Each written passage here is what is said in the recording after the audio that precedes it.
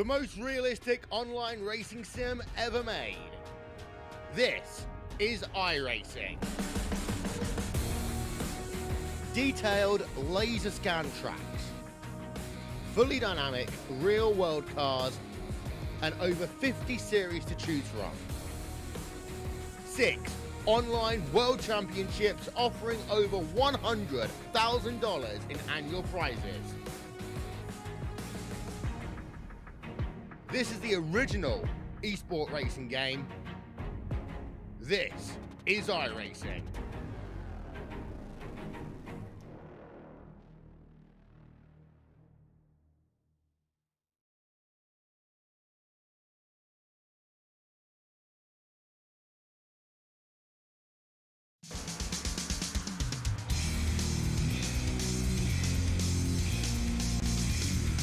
Well, hello, ladies and gentlemen, and welcome to the Turn 3 Racing Network, as tonight we're here at Daytona International Speedway for race number 12 of the season. Qualifying is underway, and the drivers on track have 2 minutes, 20 seconds left to get into their starting positions or their qualifying positions. My name is KR Stolfus. I'm a bit ragged right now, so I'm going to try and let my breath catch up to everything that is going on. Our normal overlay system has gone kaput for the night, so I am quickly trying to learn everything all over again with our backup system that I have not had to use in a very, very, very long time. So thank you very much, guys, for joining me here tonight. Al Smith is here with me. He's just needing a few more moments to get ready, and it kind of goes for the night. Not everyone's ready for everything just yet, but don't worry, guys, we'll get through this. We're gonna have a good race here tonight, and with that being said, let's step away for the national anthem. We take you down onto the track for our opening ceremonies. Ladies and gentlemen, please rise. Please remove your hats.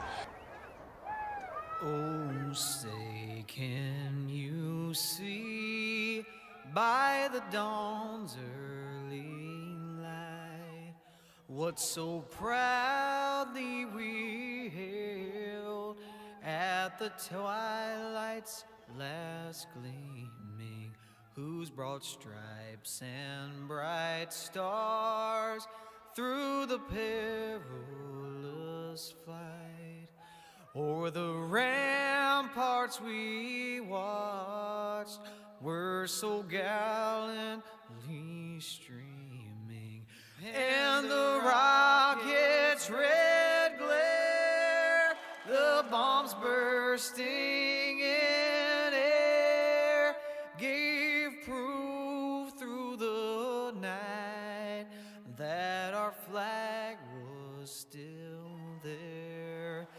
Oh, say, does that star-spangled banner yet wave o'er the land of the free and the home of the brave?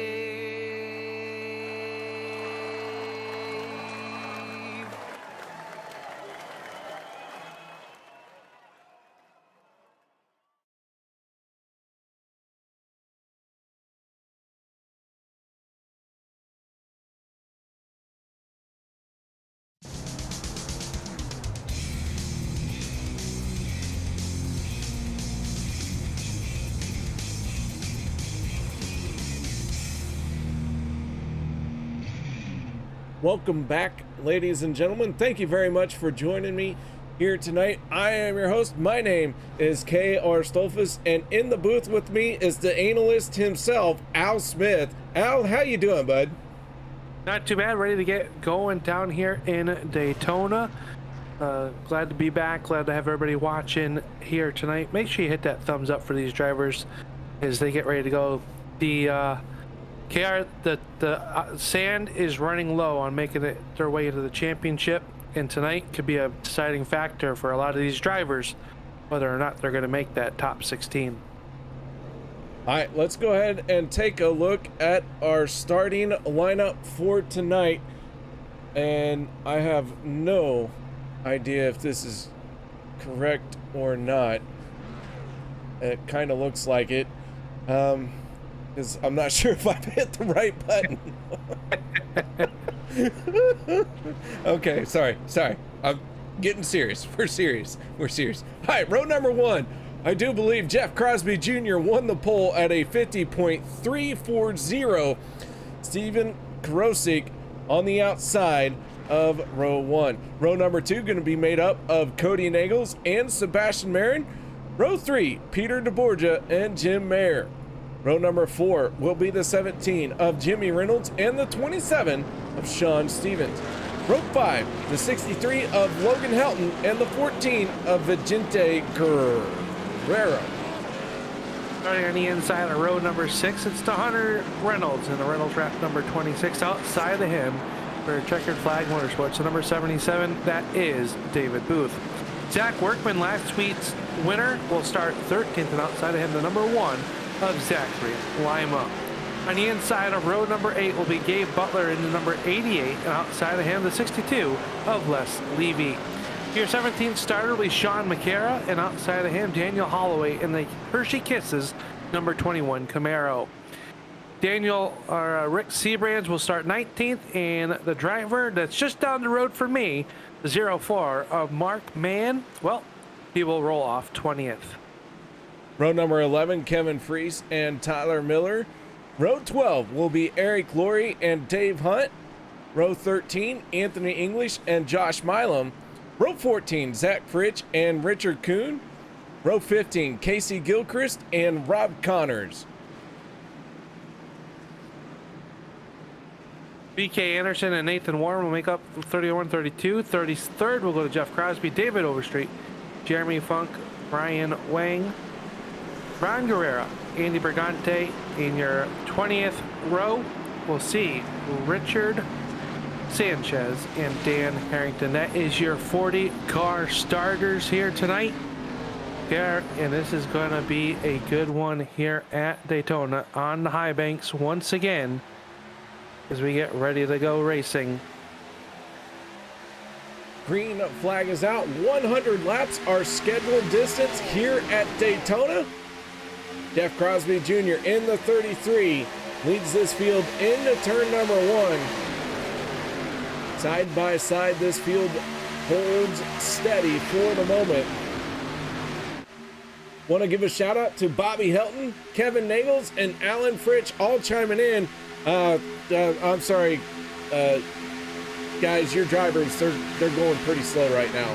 They're still trying to get up to speed. Yeah, you don't have to be that mean. Oh, Rick. well, I mean, You can wait a little bit till you turn it on. I mean, if we were in a sprint car, we'd be going full speed by now. That's because you don't have to shift gears, you know. And we got, 9 bajillion horsepower. Well, yes, okay. Hey, Jeff Crosby set fast time and led lap number 1 as they battle in the turn number 1 at 23 of Sebastian Marin, all the way up to your number 2 spot already. New paint scheme on that 23 this week, or at least it is for me on my side, and maybe I missed it last week while I was under the weather. Thank you for holding the fort down, KR. Ooh, I'll tell you what, it's tough without you, Al, but I barely survived. Let's just say I'm glad you're here tonight. I'm glad to be here, especially at Daytona. And it is going to be a good one. Now switching to the outside lane. He saw the line coming for the 95 of Mayer. And the outside line going to have some momentum there. And Mayer read that one like a book. And he got that back bumper full of that Valvoline can. They worked through turns 1 and 2. The 27 of Sean Stevens up there as well. Cody Nagels in the 6, working the inside lane. But that outside lane, KR, we've seen it from time and time before. That middle to upper lane seems to be the one you want to be in. especially if you're up at the front of this one. Absolutely. And if you are up in front, you do have that clean view. Hold on, excuse me. Told you not to eat the bugs. No one told me that, Al. Thank you. I appreciate that. I thought that was on the from the trailer, not to eat the bugs. Holy cow. Wow, not only do I not have an operational overlay that I'm used to, I obviously can't breathe air. Oh. You need oxygen, sir? I think I might. I'll send Jelly Roll over to give you some oxygen. Oh dear. Oh dear. Anyways, well, all right. Nothing too much has changed in how this is running. This is race number 12 in our 13 race regular season. And guys, let's go ahead and do a quick look at our point standings as they came into tonight's race. Logan Helton, the only driver to win 2 races so far this season. Brian Wang still looking to try and get that final race start. He's got one more shot to get it done, and that's next week. I did not see him out. Oh, no, he's here. He is here. He's all the way down 29th, so he is locked in. So I'm still reeling from everything that's happened leading up to the start of this. So Brian Wang is locked in. Everyone in green is locked in. Tyler Miller is locked in as well. And I want to say if Josh Milam has a good run here tonight, he is going to be locked in. Everyone else is still very close. Look at the 95 of Jim there. He is just below the cut line. Yeah, I mean, it's 7 points, and that's just a matter of stage points wins or having some good stage. I expect you see a lot of those drivers that are on the plus or the negative side to be very aggressive here tonight. Josh Milam, maybe not so much, but you know, okay, I think you want to be at least into the triple digits, you know, leaving here to be locked, to feel safe next week as we send the pavers out as they are going 3 wide, and we got trouble on the front stretch down through there, big trouble, as you just called it. Josh Milam involved as well as he goes through the grass, KR. So we were just talking about him having a good solid night and involved here early on in this first wreck, and it don't look like too much damage on that 7. Maybe some right front damage on that Ford Mustang, but trouble here early on. There it is as they made their way into the tri-oval. Heavy contact with several of our drivers. And the first caution flag coming out for the night. I am trying to remember how, oh crap. I messed that one up. Oofta. All right. Don't double click that button again, KR. Sorry, guys. We're gonna take a moment and recoup because you got that one shot of the replay. You're not getting another one. Oofta. Oofta? Yeah, oofta. Listen, I am a bit rusty. As you can see, this is very, very old school overlays. It has been a long time since I've used this control board. And I made a mistake. All I'm saying. Not my fault. It's all right.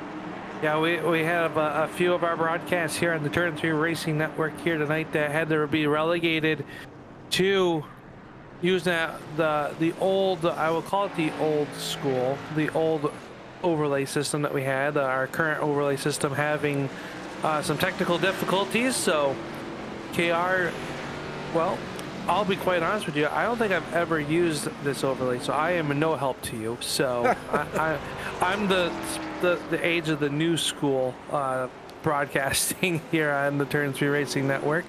So I'm not much help. I don't even have it installed on the PC. Well, that's okay. There's some positives to this. I do have some more kind of specific information in areas. Like there's 93 laps to go. Sebastian Marin has led 4 laps. Jeff Crosby has led 3. But there's some things here that maybe I should go ahead and spend some time to update and maybe switch these back and forth from time to time. Could be a possibility, or maybe run them in conjunction. Ooh, I don't know about that. Oh, all right. Yeah, well, I mean, the more stuff you're running on a single PC, just kind of some stuff's unnecessary. You just need a PC that has the horsepower of your sprint car. I mean, this one's pretty close as far as in the PC world. All right. Hey, we got a lot of viewers out there chiming in. We got Michelle and Alan chiming in, and Miss Mara. Glad to see everybody here tonight. Ooh, and Rachel Miller is here cheering for the 44 of Anthony English. You see what she wrote? I am reading what she wrote, and I gotta say, Anthony's always been a beast. And to come here to the bumpiest track after having surgery, I don't know how he got cleared. I mean, bribes? Is it? Alan wants to know if an oofta is the same as a snafu. And no, a snafu is like kind of like where things are like not recoverable. A lot of mistakes were made. And oofta is like one of those where it's like, ooh, would I do that?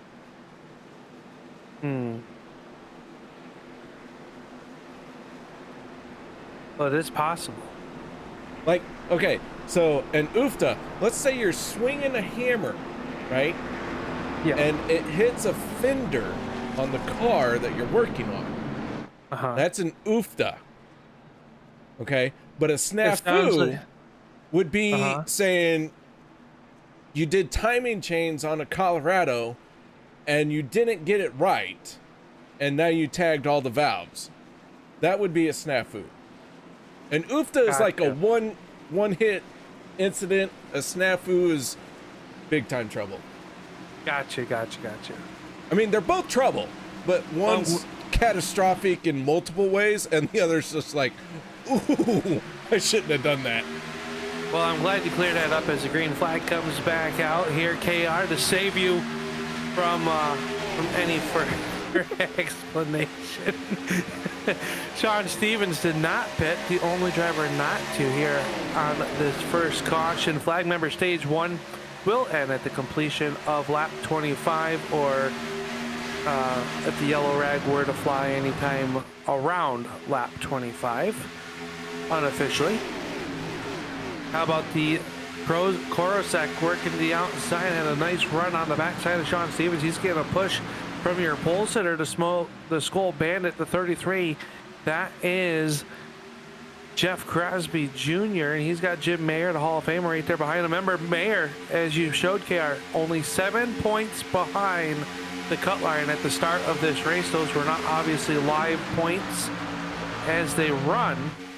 Right now, at the end of the stage will come, he would definitely pick up some points, and it all depends on his competitors, how much he would gain or lose on that cutoff. Speaking of points, we already looked at overall point accumulation, but let's go ahead and take a look at who has earned some points here in the last 3 races. Logan Helton sitting atop of the points leaderboards in every sense of the word. Finding himself on a hot streak right now, and that's always a good thing to head into the playoffs, being on that hot streak.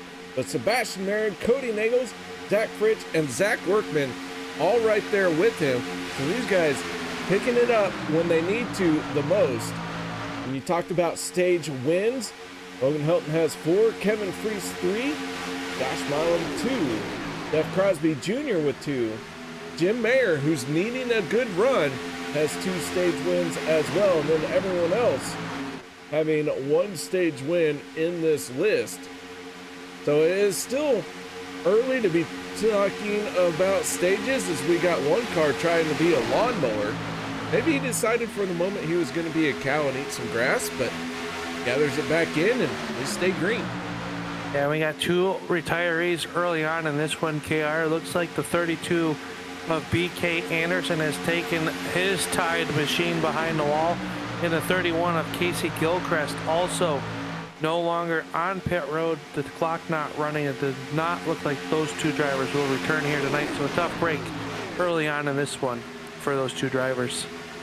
Yeah, they both have dropped out and very early exits. Ooh, and the 2. race leader in trouble down the backstretch. John Stevens goes around and multiple other cars involved as well. Sitting on the backstretch, Sebastian Marin involved, a lot of fast drivers. And this one started up at the front. Taking a look at it here, they're making their way through the corner. Do want to give a shout out to Miss Michelle. Have a good night. Thank you very much for joining us. And you see the 27 and the 33 make contact, and then it is Scatter City all the way down the backstretch as everyone tried to work their way through this one. Zach Workman making hard contact.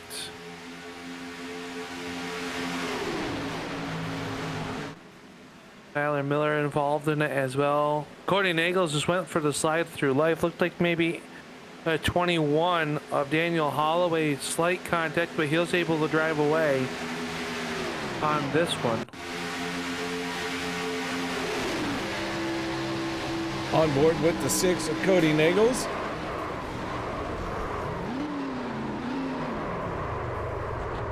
He fights to straighten that one out. A lot of space down here on that backstretch to do stuff like that. A lot of space. That's one of the reasons why it's paved now. Yep. Yeah. Remember back many years ago before it was not paved. It was all grass back there, and they had some gnarly wrecks here at Daytona. I believe it was Rusty Wallace that went for a heck of a ride down the backstretch, almost Days of Thunder-esque, if you remember correctly, KR. More than one car made it to Loch Lloyd. Did you bump?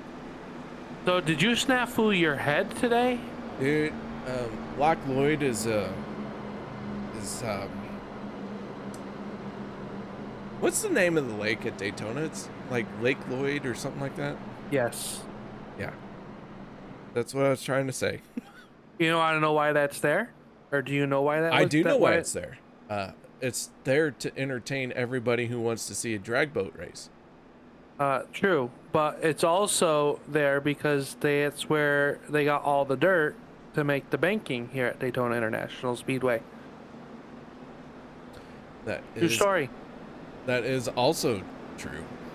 But, I'm being factual, KR's not. Per usual. Actually. Right? Oh. Hey, I was factual. They do have drag boat races and they do. Fishing tournaments. There. Absolutely.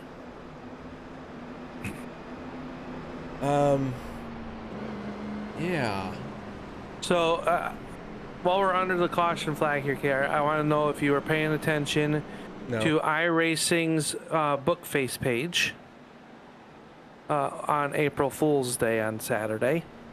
I'm gonna be honest, Al. I probably have not been active on Facebook for almost a year now. That's pretty awesome, except for Messenger.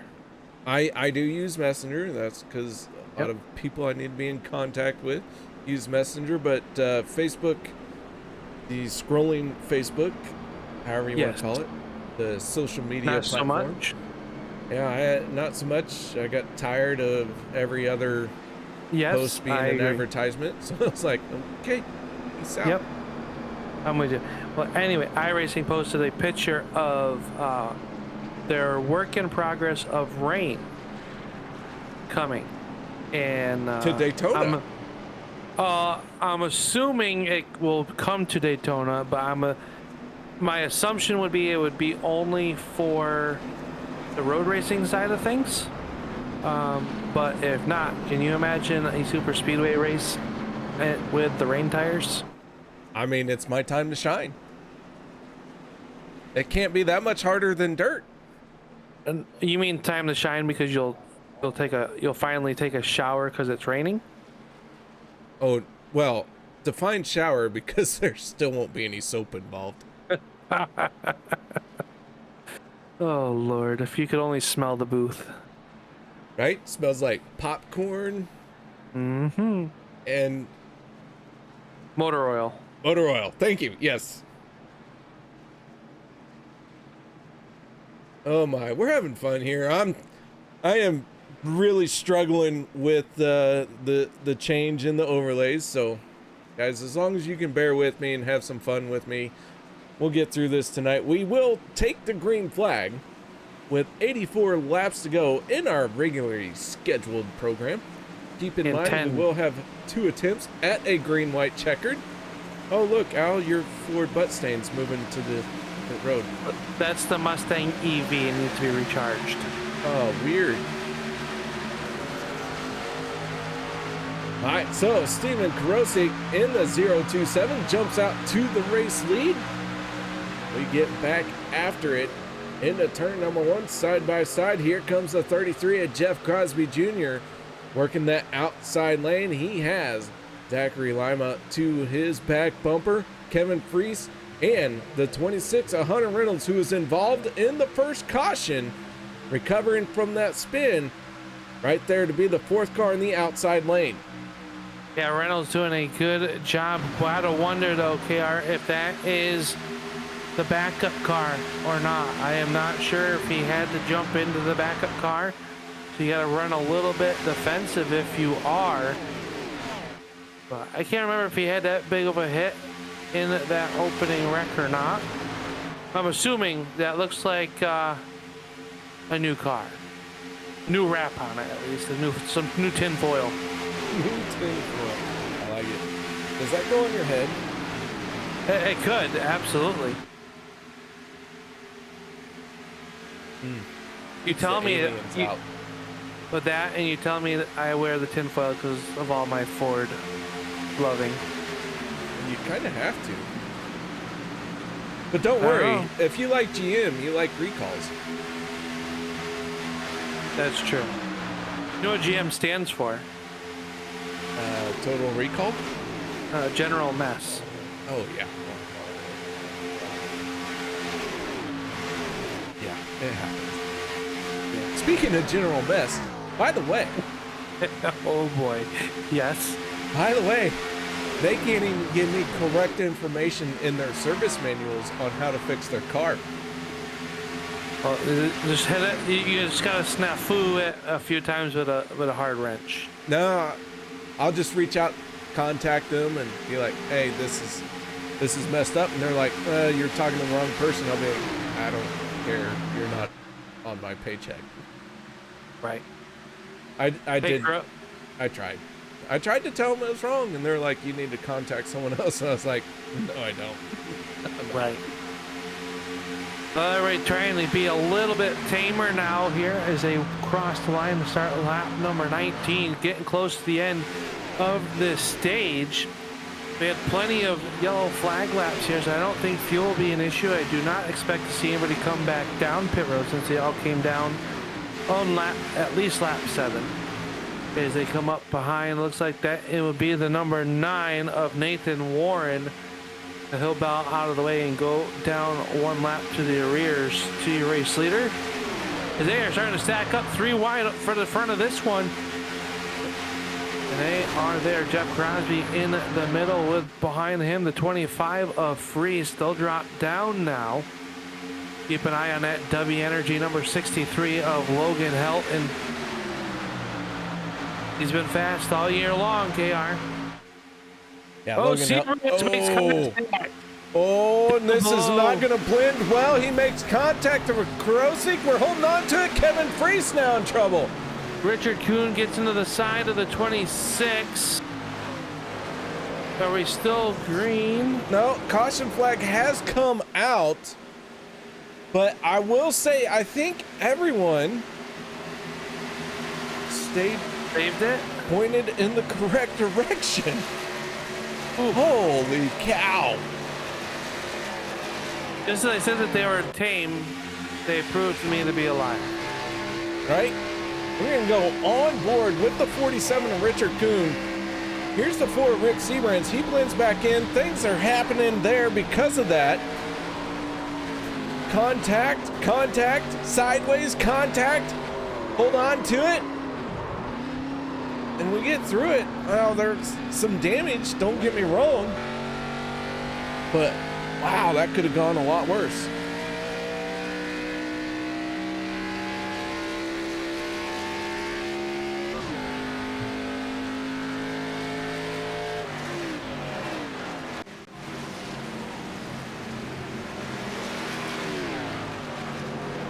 I'm very amazed that I thought when Seabrands was coming back up onto the racetrack that was going to get real bad. Now, Well, KR, is there a chance we're going to go back green flag racing before the end of the stage, or you think that's going to do it? I was going to say, that is the end of the stage. And the guy who needed to get 7 points just got 10. Jim Mayer, winner of stage number 1, gonna lead this field on the pit road.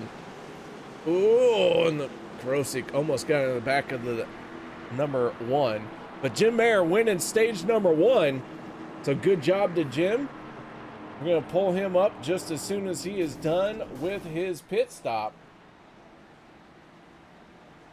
I want to take it to Alan. Oh, and troubles for the 95 getting into his pit stall. Tough break. The back end of that car all caved in. Not sure what happened there. Let's see if we can take a look and figure out what happened to the 95 real quick. Oh, and he and Krosik just get crossed up, and the 95 is almost into his pit stall and just can't quite get it.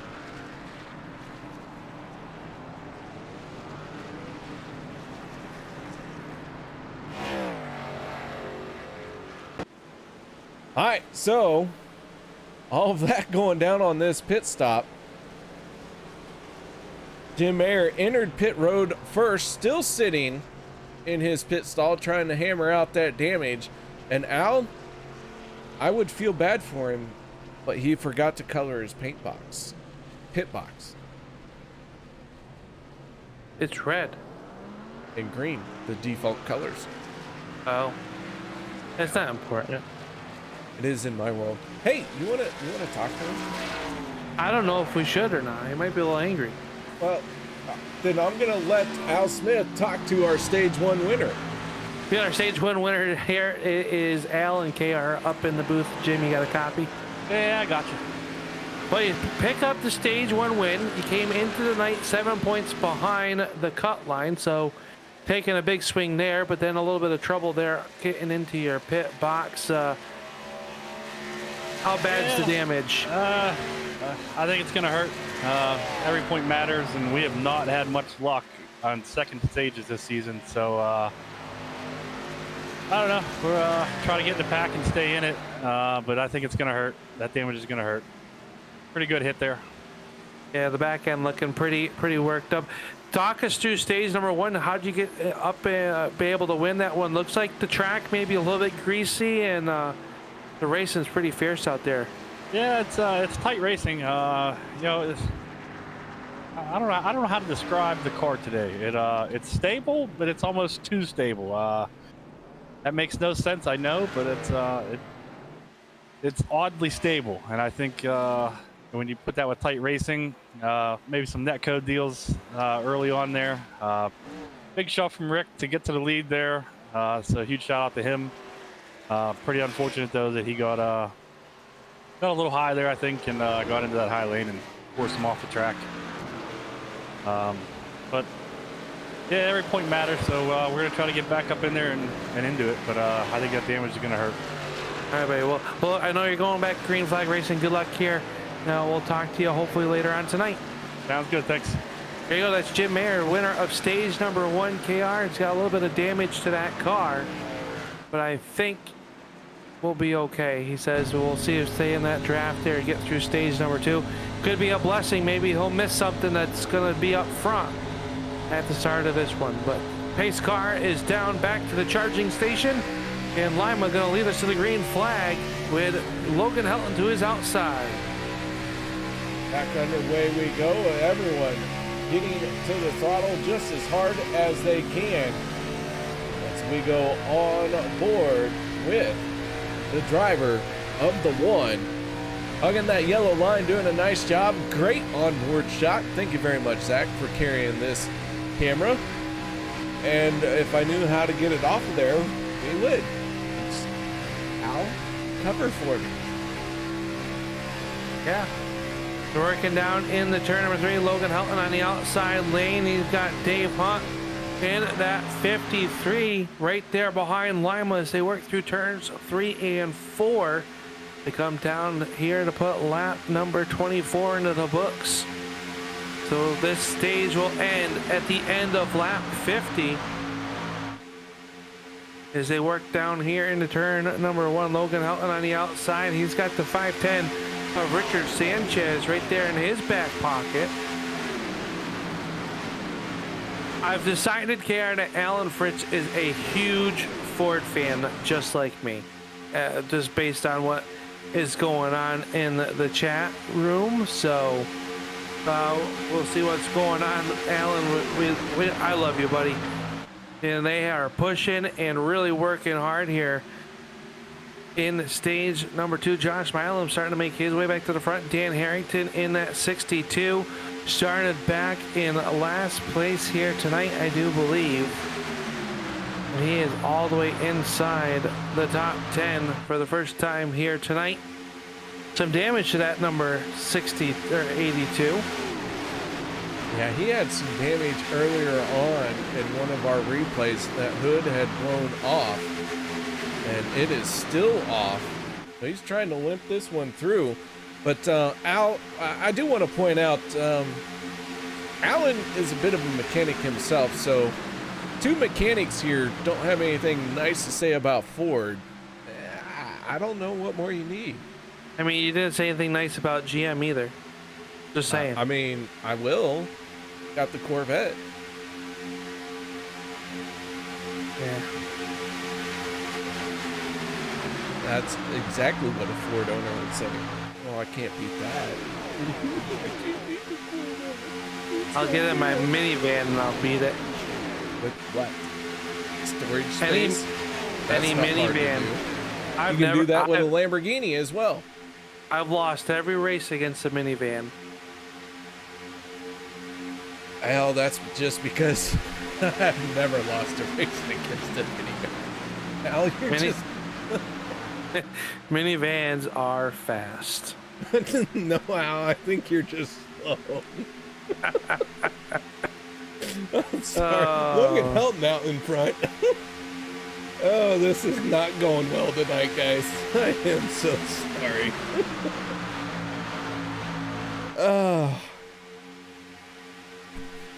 Al, you're a fine driver, Alan. You go just as fast as you need to. That's right. The speed limit. The speed limit. And yeah. Also, however fast it is to finish the race while not winning it. Too far? Too soon? Yeah, I don't know. Hey, I need some of that W energy. I'll tell you what, I guarantee you're a much better driver in the late model than I am. Well, you don't even know how to get onto the... You don't know asphalt, I do know asphalt. That's what you use to get to the dirt track. Exactly. I'm with you. Hey, how about Lima on the outside? He's got a nice push by Nagels. Nagels, remember, we saw him in yellow number 2. He went off a turn number 2 and was sideways down the backstretch, and they make contact. Hang on to it. Oh, Sean McGarrett had a... Well, he had a heart-to-heart with the back bumper of the 63 of Logan Helton there for a moment. It's go on board with David Overstreet in the country time number 46. Sean McCarron, that 71, his back bumper is all tore up as we flash by the 26 of Hunter Reynolds, or I'm sorry, that would be the 17 of Jimmy Reynolds. Jimmy heading onto pit road. Not sure what has happened to the 17, but heading to pit road and going to try and work on that race car. We can hopefully see Jimmy get back out on the racetrack. Has not had the season that he would hope to have had. Is right now Lima out front in that KTM Red Bull Camaro. How about Cody Nagels working it outside, KR? He's got Dave Hunt in that 53 working the outside. Now working lap 32 of 100. Cody Nagels in the 6, trying to work his way forward in that second lane. Dave Hunt, Richard Sanchez, Tyler Miller, all trying to use that second lane to their advantage. And here at Daytona, that second lane is kind of considered the high side. That's high, wide, and handsome. But when things really start to get spicy, well, they're going to try and use that third lane. Once they start using that third lane, well, hold on to your butts. We all know, we've seen early on, Kia, they went 3 wide and it did not end well. There was a little bit of some issues going on with that. So,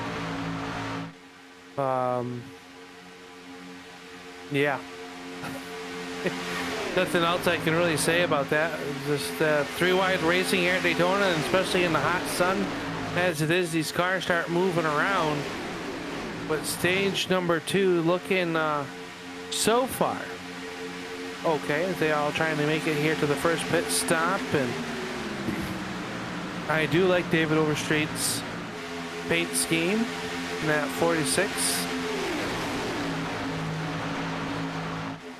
I just learned something. Sorry, I just remembered something. You did? What I should say. Okay. Yeah. Oh, Seabrands goes around. Oh, the 4 in trouble. He's not the only one. I think someone else had to back into their pit stall. Couldn't quite see who that was. Zachary Lima gets back to the throttle, and he is going to win this race off of pit road. And Cody more Nagels, trouble for Seabrands. Oh, disaster for the 4 of Rick Seabrands on pit road. Slid into his stall. Now is going to be gone and away. Yeah, he's still on pit road. Here comes the field. Couple more drivers peel off for pit road. Our race leader hits pit lane. Oh, Cody Nagels hot in the pit road. I don't know if he made it or not, KR. Locked him up coming the pit road.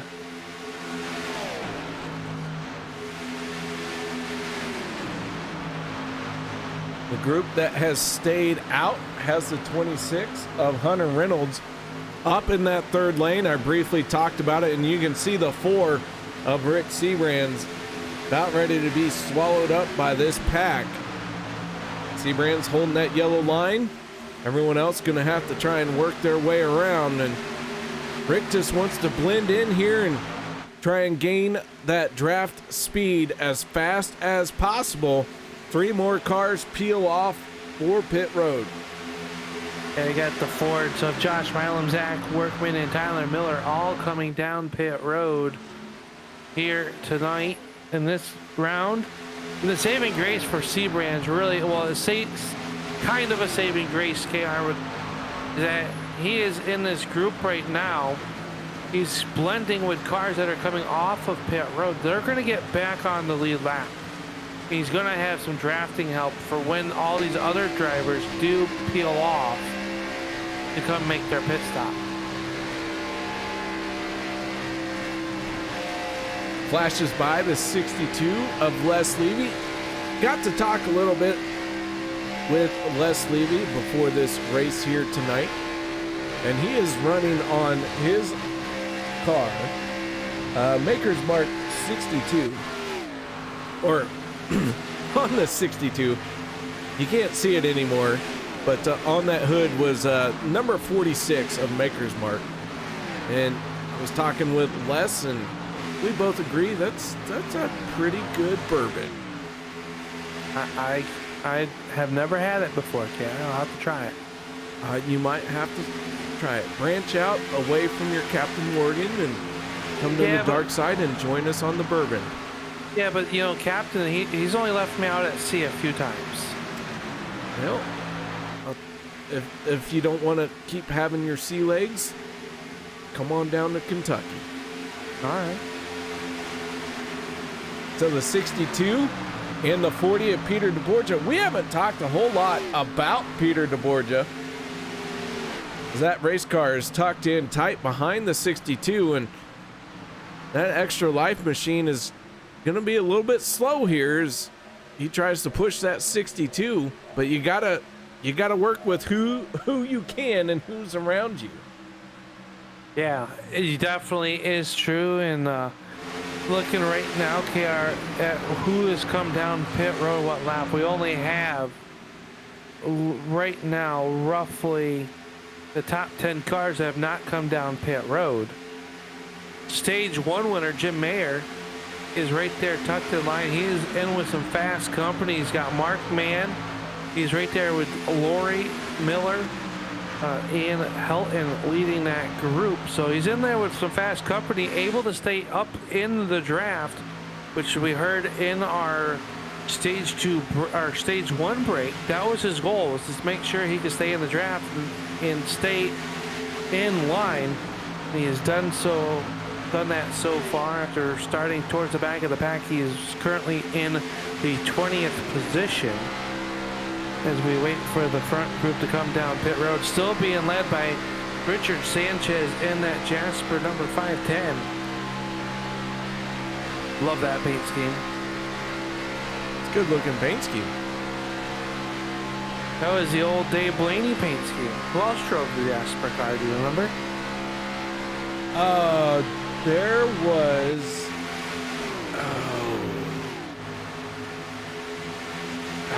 Blaney kind of was the last one to drive it. I almost want to say oh gosh, dang it. Oh, I wasn't ready for this question. You weren't. Huh? I figured you Oh, I know it's on the tip of my tongue, but holy crap, I just watched a race for the first time that Jasper car was displayed, and because I just watched that race, it's tripping me up. Oh my gosh. Yeah. Was it a Bodine? I don't believe it was a Bodine. No. I only remember two. Okay. Who was the other one? The other one that I remember was Robert Presley. Oh. I think it was Robert Presley, and then when he got hurt. He got hurt is when Dave Blaney took over, but I could be 100% wrong, and most likely am. I do remember Robert Presley driving and then getting hurt very bad.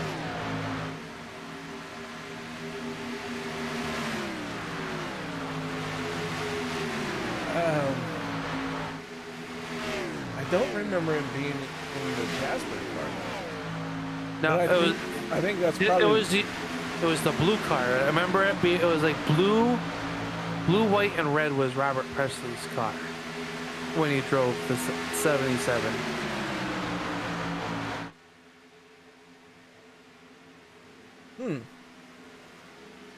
Well, anyways, if anybody out there is watching knows any more than us, started down this story, and That's all I remembered. All right. Meanwhile, Well, we jinxed them. David Booth, Dave Hunt, those guys on the pit road with David Overstreet. So the Daves have hit pit road. The D3 or D cubed. Is that a Dave triple right there from Wendy's?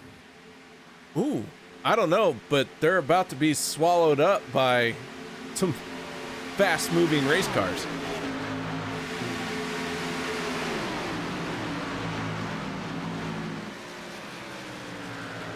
Yeah, Alan's in there jogging his memory. Tim Richmond.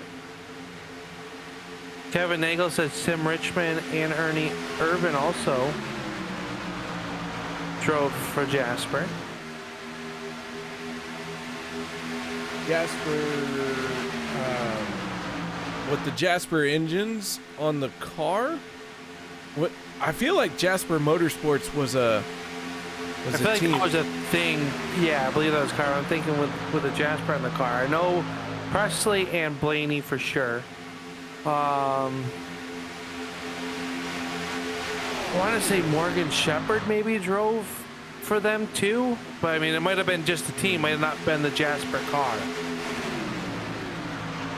I have no idea. My memories of Morgan Shepherd has always been in his own equipment. Yeah, the green number 89 car.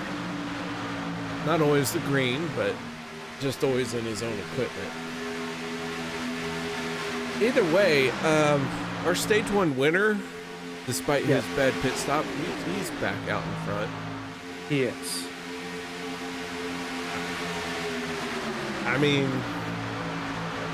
when he's needing points and he's finding a way to do it.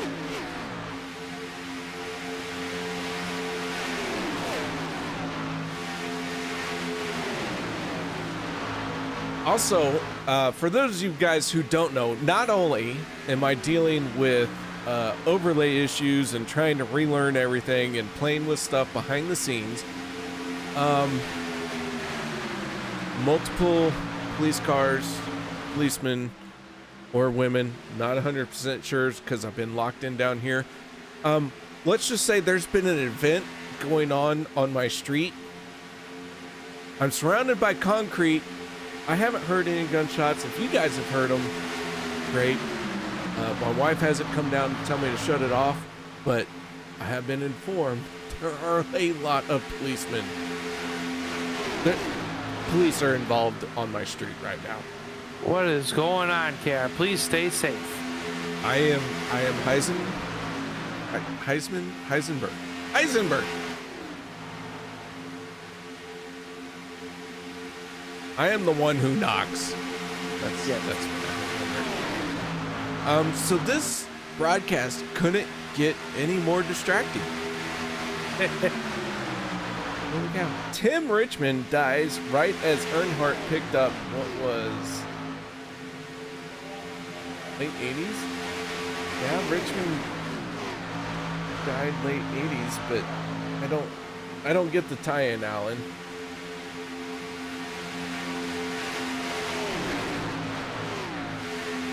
Ernie Irvin? Maybe it was Urban I was thinking of. No, Urban, I was the yellow. Urban was in the Kodiak yellow 4. Oh, some smoke going up there. Yellow flag coming out. Not sure what just happened. Oh my. Gonna have to try and back this up. Looks like Josh Milam involved, KR, in the number 7. Let's take a peek back here and see. Oh, he got turned, looked like on the backstretch, KR. Give me... down to the grass. He did his best. Yep. He did his best impression of trying to do the Rolex 24 through the dog leg. All right, let's see if we can figure out what happened to the driver of the number 7. Finding himself 3 wide with the 63. Ooh, contact there, more contact, and now everybody's feeling that contact. Bad touch.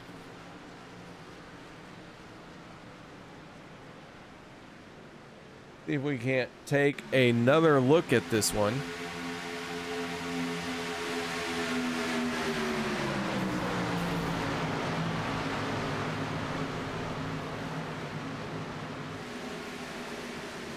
So again, yellow flag comes out. A lot of cars being beaten, banging, ping-pong falling off of each other. And almost everyone still pointed in the correct direction. So, KR, Yes, sir? while we're under yellow flag and everybody's coming down pit road, now You're not- that's probably going to be the end of stage 2. It is the end of stage 2. But I missed that while I was Googling. Possibly. I don't know who won the stage. I know at one point we had Jim Mayer out in front. So I am not hopefully- sure who came down pit road first. It looked like Jim Mayer let him down pit road again. If you will scroll down to Limitless and pop in to Matt Wagner and ask him who won the stage, that'd be great. All right, I'll be right back. Oh, I don't see him. Limitless. He's in Limitless chat. Oh no, he moved. He moved. You're looking for Matt Wagner. Oh boy.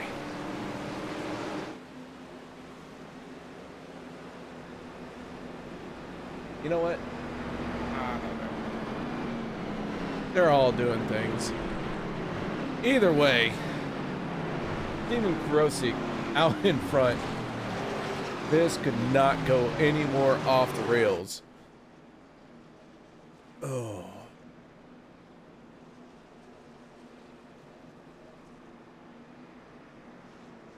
Unconfirmed, KR. Unconfirmed stage winner? Yes, Oh, okay. I'm working on it. Okay. That's fine. That's fine. Unconfirmed. Hey, you know what? If I can't figure it out, and I've been at a racetrack almost all my life, then I guess I can't put the blame on anyone else.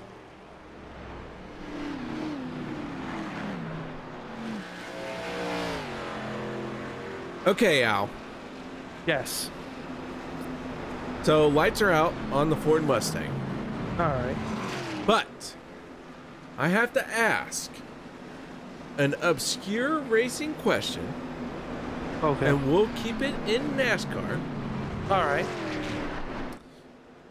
But who won the 1988 Daytona 500? 88 Daytona 500. Was that the Purolator car? It was not. Okay. So unofficially, KR, by my replay, I believe Jim Mayer picked up stage 2. So he got stage 1 and stage 2? Unofficially. Okay, unofficially, I'm going to be his interview. I'd like to thank Alliance Motorsports, OP Racing, and my teammates in Alliance Motorsports, and also OP Racing. That is all. How'd I Thank do? you. Very good. Thank you. So the 88 500, is that what you're asking? It was.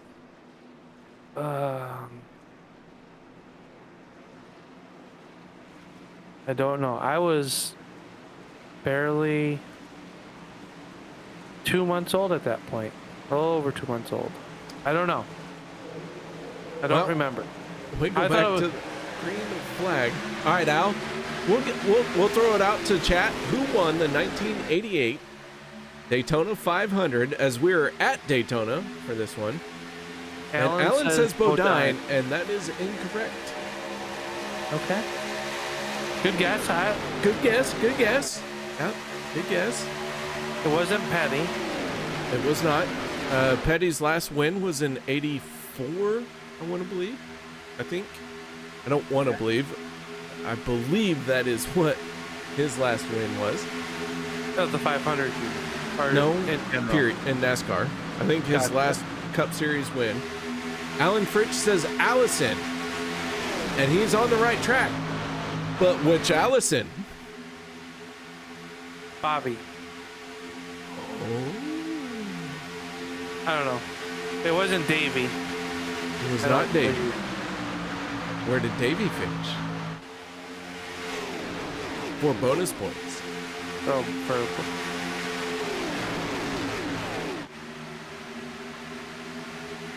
All right, suspense is killing me. I don't 1988. know. That was when Bobby and Davey finished 1 and 2. Father and son finishing 1 and 2. Okay. And then Talladega that year is when Bobby had his big crash, broke the fence, and had the head trauma that erased the memory of him and his son winning first and second. Yeah. That's kind of how I remember 1988 for NASCAR. Yep. Yeah, it was sad. I really do believe that Davey would have been a multi-time champion in the sport of NASCAR. He was one of my favorite drivers, obviously, when I was little. Oh, and his cars look good. Oh, yeah. That Haviland 28 always looked good. It always did.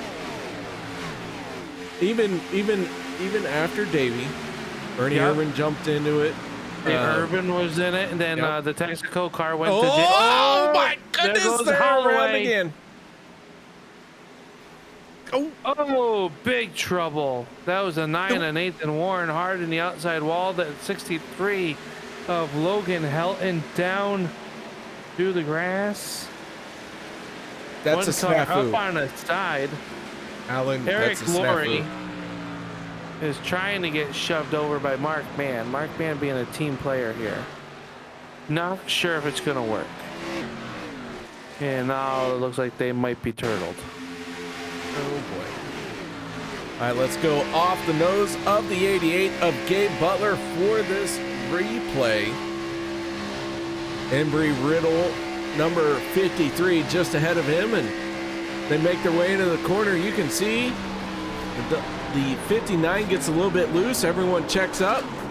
Contact hard hits into the wall. And the accordion effect comes into play here.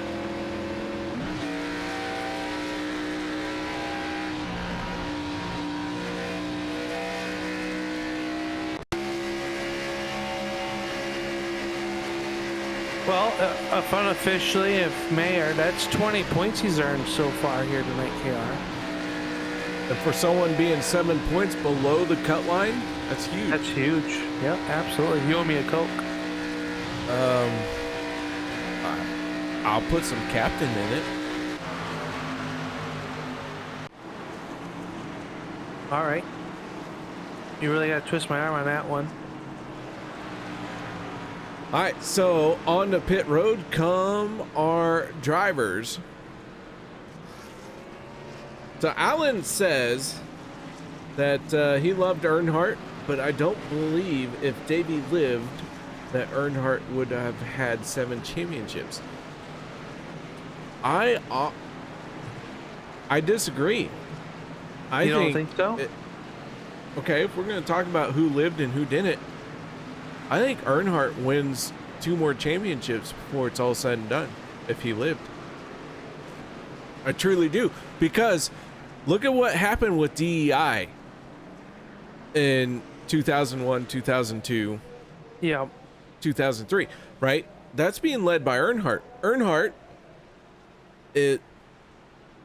very shrewd driver, very shrewd businessman. Don't tell me that he's not going to figure out how he's going to win a championship to upstand his son, his team, to make them work harder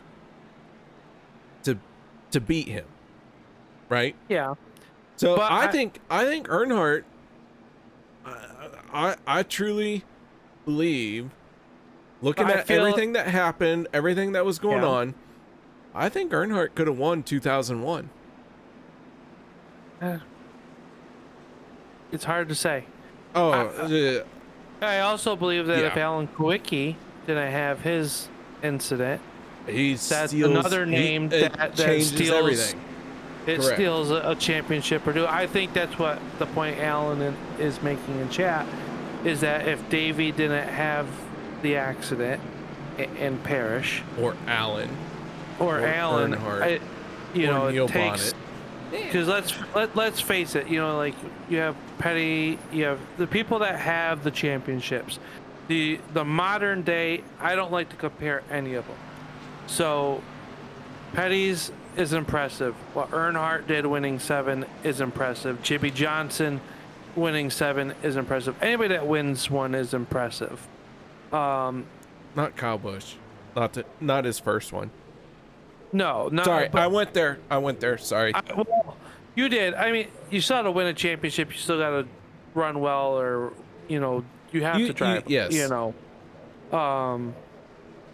I am not a super fan of the current format, but it is exciting. It makes that Game 7 thing. I call it the Matt Kenseth rule that the TV has created and forced NASCAR to do. So,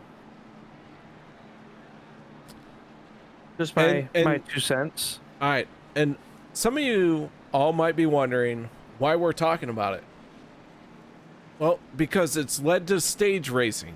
It's led to the Championship 16. This is how this league is set up. Yep. This is 3 stages away from setting the Championship 16 in this race here tonight.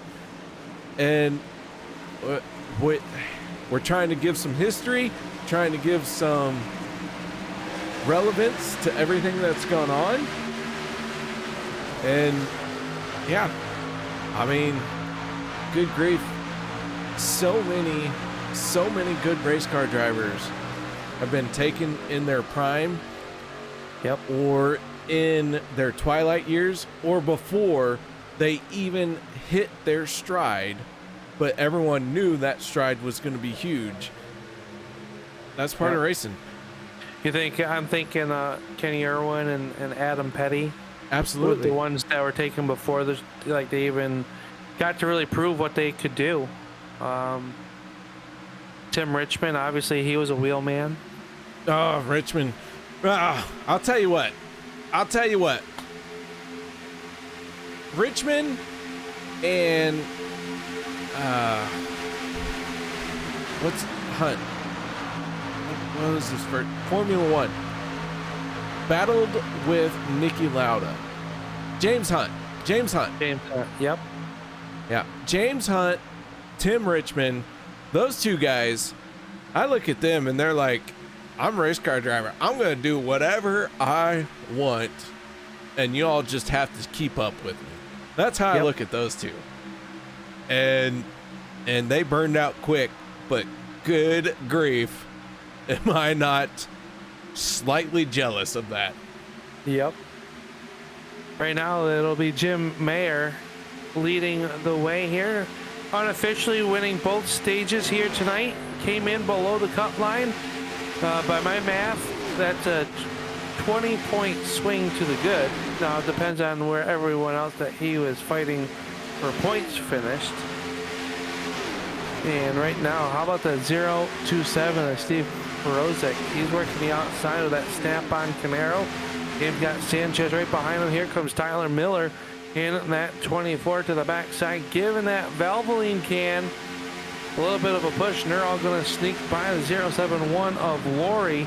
Remember, Laurie was up on his lid in that last yellow flag, and so far, the field able to sneak on by with no harm, no foul here tonight. A few other drivers looks like they are on pit road.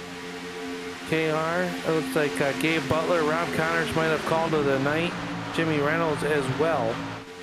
So attrition starting to take place here as we get closer to sunset.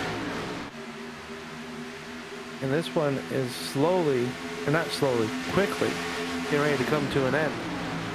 that it is. We are working lap 60 of 100 down the backstretch. Haven't seen a lot from the third lane, except for from Logan Helton, and he is trying to make something happen once again. Logan Helton up in that third lane, trying to work his way around with the 23 of Sebastian Mer, and they are getting after it. But right now, our race leader has his nose to that clean air. Steve Karosik, Jim Mayer, those two have led the most laps here tonight, and they find themselves running nose to tail. They do, and Zach Fritz going to swing up to the outside. Here comes Warren and that number 9 Toyota Supra down to the inside. They are stacked up 3x3. This is like I-90 rush hour. They work down here into turn number 3 at the outside lane, making some headway with those 3 cars, and those are 3 fast cars up on the extreme high side of the racetrack. They are scraping the paint off the right door. They come off of turn number 4, and it is still Karosik showing the way. Here comes Sanchez. He's got a good push trying to force Sebrands, and just a little bit ago, remember, Sebrands was facing the wrong way on pit road. They thought about going 4 wide for a moment. They tuck it back to 3 for the time being. Cars starting to move around here. KR is getting tight in turns 1 and 2. They are moving around. They're wiggling. They're doing the boot scoot boogie. They're doing the Darrell Waltrip Tide dance in his 17th attempt to win the Daytona 500. These guys are doing all they can to try and win this race, because they know if they don't get it done here tonight, they have one more shot to make it into the championship 16.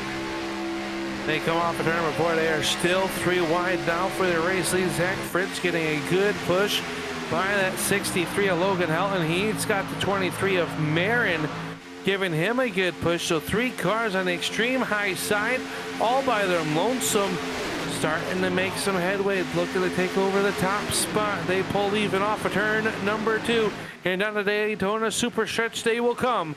3x3, 3 rows deep at the front.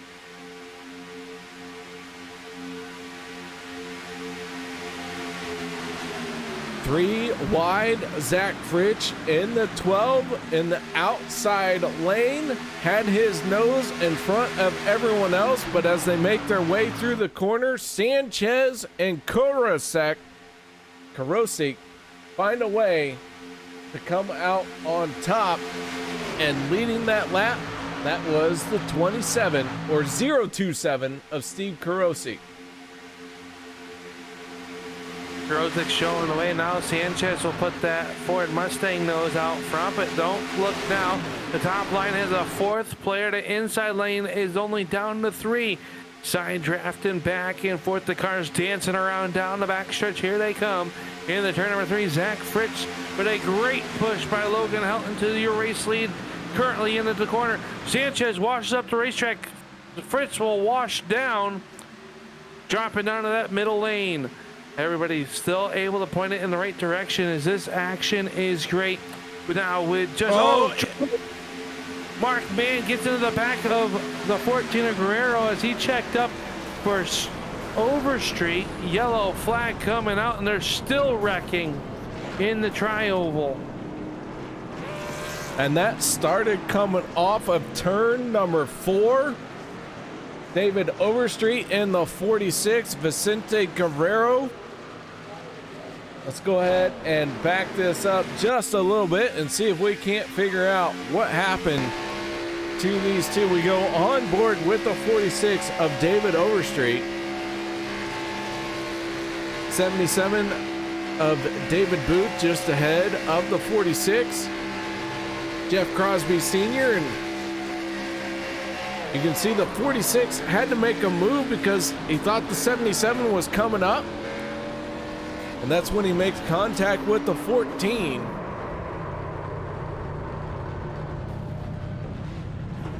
We'll take another look here. And Mark Mann, heavy contact to the back side of the 14 of Guerrero. And then they still make contact. And then they catching the cars and they make more contact at the start finish line. KR. Tough break for Overstreet and Vicente Guerrero, along with the 04 of Mark Mann. Yeah, and again, another situation where everyone's making hard contact and oofta. And for Guerrero, KR, he's the one that came into tonight 7 points above the cut line. The last car in the playoff, if the playoffs were to start before tonight's race, he needed to make up some points there, and is not looking good for Guerrero. Looks like he might have taken the 14 behind the wall, so he is going to be in a must-win situation possibly next Monday night in our races. This is the penultimate race of the regular season. Next week we lock in the top 16 drivers that'll vie for the season 10 championship right here on the Turn 3 Racing Network. And KR, I can't believe it's already that close to playoff time. It absolutely is. It's hard to believe. This regular season started off with Travis Elliott in the booth with me and having a great time, and then he and his wife brought in two beautiful twins into this world. And the reason why you weren't here to start this season off was because you had brought in a beautiful life into this world as well. And here we are, bringing in a beautiful end to the regular season. It's been a great one. It's been a good season so far, like it always is here for the OP Premier Super Speedway Series. And KR, looking forward to who's going to win this one. Right now, your current race winner, well, he shakes up the points a lot. If he wins right now, that would be the number 12 of Zach Fritz. He came into tonight 27 points below the cutoff line. If he wins tonight, well, that'll lock him in, and that'll push everybody back down. That'll move Guerrero definitely out of the top 16. We know Mayer scored 20 points as he's unofficially won both stages here tonight. A lot of drivers really biting their nails right now. Whether you're in on the inside, if you're on the plus side or the negative side, it really depends on who's going to win. We got Korozek that could win, and that really shakes things up.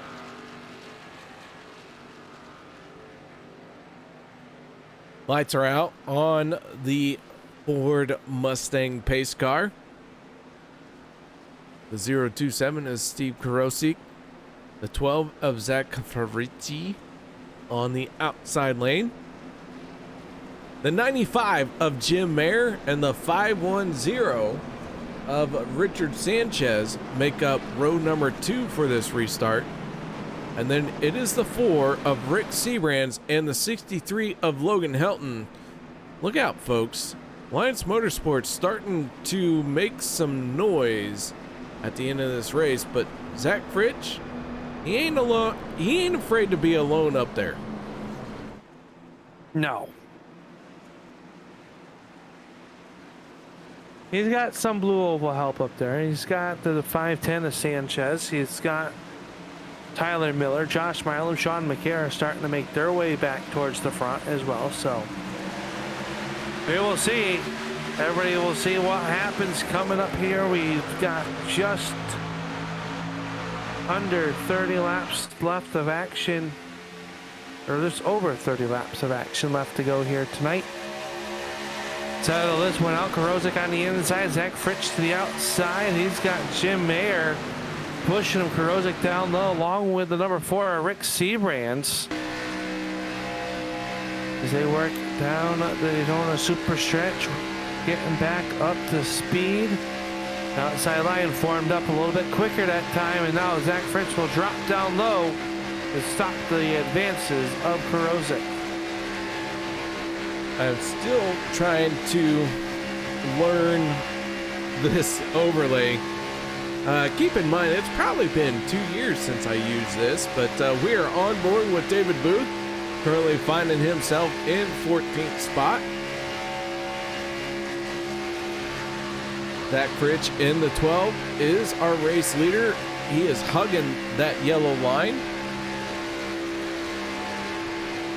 And so as this field makes its way onto the backstretch, Al, I'll tell you what, we're working lap 69 of 100.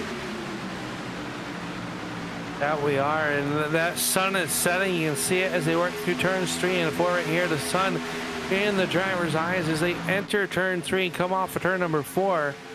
Pretty soon the lights will come on. I have a feeling that we'll end this one, KR, underneath the lights here at Daytona, as they are still 2x2 working here. The cars moving around. Everybody did come down pit road on lap 65.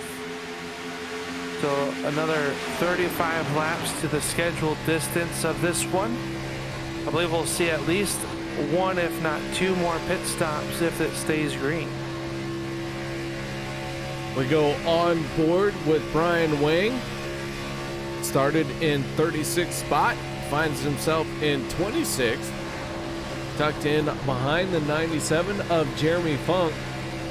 Right now out of the race, BK Anderson, Casey Gilchrist, and Rob Connors.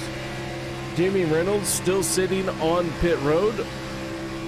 His race is effectively done, but they have not given up. They still have a few laps that they think they can turn, so they are staying diligently trying to work on that race car. Bet they are. Looks like also the 14 Guerrero might have taken his car behind pit wall. KR, I don't see the clock running on his timer on pit road either. Is all eyes up at the front of this one. Karozik now to the outside. He's trying to make a run. Sanchez swung to the outside and quickly cuts it back in line as we got him too wide. The third lane starting to maybe start to peak up, but Karozik wisely goes up wide, blocks the advances. They are still 2x2 across the stripe they come. Zach Fritsch still out in front, and Zach Fritsch, one of those drivers, as we've talked about, who needs a win. Jim Mayer could use a win, but with the 2 possibilities of the stage points here, we know he won stage 1, not sure about stage 2. Those possibilities are huge point swings for the 95. There are now that third line starting to get picked up here. Lima leading the way with that KTM Red Bull. Out right behind them, the 25 of Freeze. So they are working the outside. No one else jumping up. They are making some ground with just the 2 of them on the extreme high side of the racetrack. Sometimes 2 cars are better than a whole pack. We see them working the extreme high side of the speedway. Kevin Freese trying to push that KTM number 1/I to the front. I still don't know what to score that one as. However, it is working its way to the front, and they have some momentum. Sanchez almost getting into them as they enter the corner. Steve Karosik in the 027 working hard to lead this field. And Al, this has been a bit of a barn burner here tonight. Almost 33 cars still on the lead lap. I want to say it's 32. John Stevens, last car on the lead lap, started 40. So quite a few cars still in this one with 27 laps to go. Going to be 26 if they can make it to the start-finish line. Yeah, we've seen a few big wrecks early on in this one. And right now, everybody trying to mind their P's and Q's, get to this last pit stop. But right now, the way of the pushing and the shoving, we're going to soon continue to see that ramp up like we do each and every week. And these drivers, the lights are coming out around the Daytona Speedway.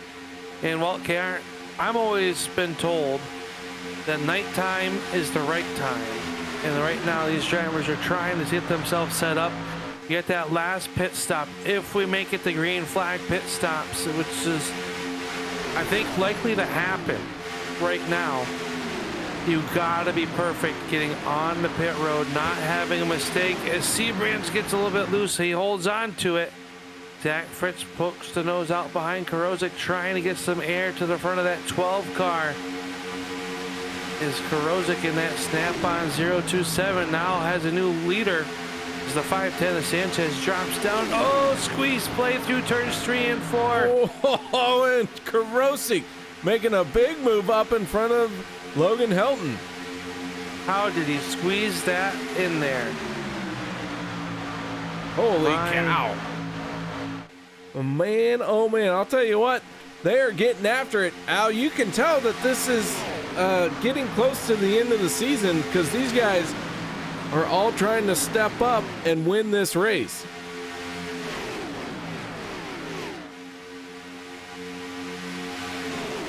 Yeah, absolutely, and my oh my. These guys are wild. And a lot of these cars can't look like they've been racing at Martinsville. Scrapes down the side, donuts, paint missing. Tells you how hard they have been driving. Sanchez leading the way though. Across the stripe, putting lap 75 into the books. I mean, how long did the 82 of Dan Harrington not have a complete car? Well, they were trying to find the composite hood. Oh, hang on to it, Fritz. He got bumped. Oh, it's not over yet. Behind them, everyone is scattering. Tyler Miller. Oh, how did they save it? I mean, they're not done yet, but. Eyes up, elbows up, intensity up. I don't know. You know, everybody getting that single file line gear. I think everybody's taking a deep breath after that near miss of what could have happened. We're almost in that window where this one stop can make it the rest of the way. Lights are truly starting to show up on the track now, and Al, you said nighttime is the right time. Well, we have almost completed the transition into the full night. Working the final few laps here. Gonna have 22 laps to go. One more pit stop in order for these guys. I don't know about you, but is your calculator working? When are you going to come down pit road? I'm not sure. I mean, with the way this race has been, I think you want to come down with people, but when it's too soon. We know that a yellow flag can fly at any moment. We almost just saw a big wreck right there. So do you come down pit road? Does that benefit you if you come down early and then the yellow flag comes right back out? But I don't know, KR. I'm not sure when you come down. I'm thinking maybe with about 20 laps to go, maybe a little bit less. Question is, fuel only, or do you add right sides, or do a full four? You got a packed tank full of fuel. No, slam it in there. I mean, you got to have the fuel for sure. Tires here at this Daytona track, not as important as fuel, but I mean, if you're stopping for tires, might as well put fuel in it. That's right. So, and now, I was going to say, Marin just went to the race lead after getting a good push by Karosik. That inside line getting very, very long.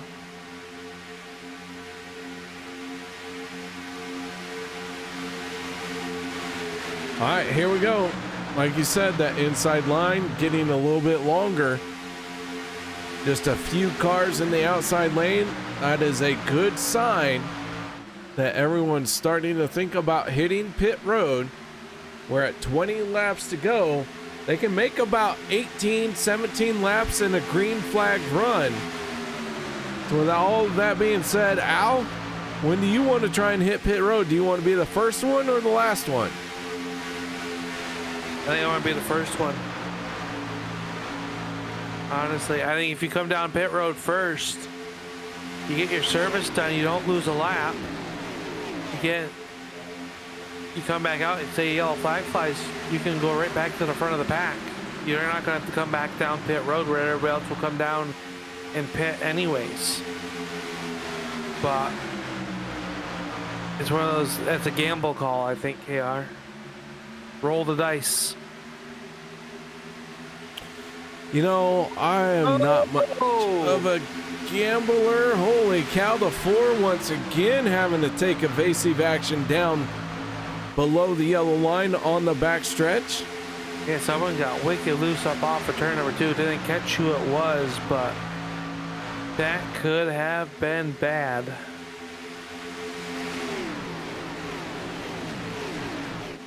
Here they come, a slew of drivers. Big old group coming down pit road. Sanchez in the 510 stays out, leads this race.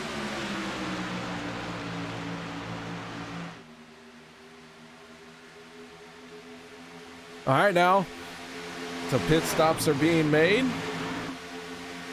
Now it's time to get after it as far as picking up this win with your strategy. Yeah, I think right now you gotta come in the pit road with your teammates, with people you trust. Get on pit road nice and safe here as you see the top 5 cars all coming off of turn number 4. They'll come down pit roads. Looks like everyone else gonna come in 1 lap later. I think it's not making a mistake as you see Sanchez go for a slide sideways past his pit stall. A lot of trouble here coming to pit road. Not what you want to see.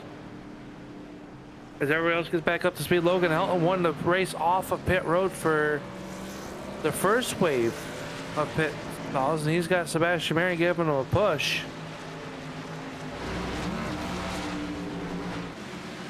So it's going to be a matter of who can get formed up, get up to speed.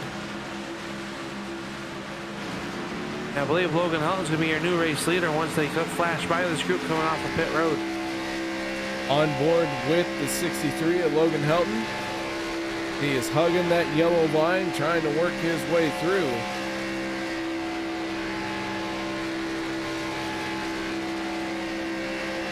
That momentum is all on the side of the 63 right now, and he is almost by everybody else.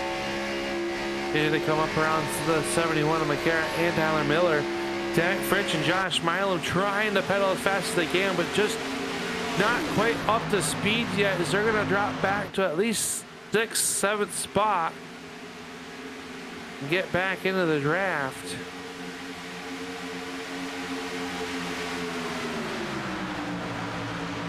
All right, so Logan Helton in the 63. Now with 16 laps to go, battling with the 23 of Sebastian Marin. Rick Seabrands down on the bottom. Teammates from Alliance Motorsports. First 2 cars on the inside line. And then Kevin Freese and Sebastian Marin. Not necessarily teammates right now, but they have been quite the dynamic duo when they hook up. That they are, and right now, Seabrands came into the night plus 51 above the cut line. A win would solidify that. Helton already has 2 wins on the season, but you want those bonus points for the win. Sebastian Marin working the outside of the racetrack. He'd like to double up as a 2-time winner this season. Kevin Freese winless, or he has 1 win as well. Here comes Zach Fritsch. He swings to the outside. Will Josh Mylan go with him? Looks like so. Same with Tyler Miller. So the Fords working the extreme high side of the speedway, KR. They come through turns 3 and 4. Fords are only working the high side to try and get out of the way of everyone else who's going to win this race.